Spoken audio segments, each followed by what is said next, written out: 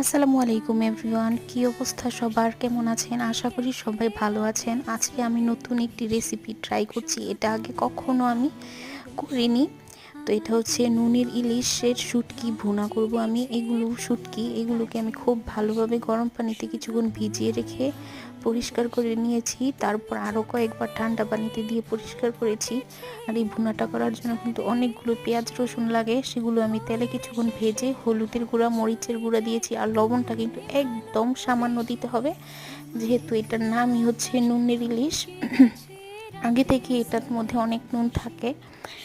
তারপরও কিছু যদি দরকার হয় অল্প পরিমাণ দিবেন আপনারা, সেটা আপনাদের স্বাদ মতো। আর হচ্ছে মরিচের ফালি দিয়ে নেবেন। রান্নাটা কিন্তু একদম সহজ, বেশি কিছু লাগে না। তো কারা কারা এটা পছন্দ করেন, কাদের কাছে ভালো লাগে অবশ্যই জানাবেন। আর এটা আমি প্রথমবার ট্রাই করেছি, মাশাআল্লাহ খেতে খুবই বেশি মজা লেগেছে।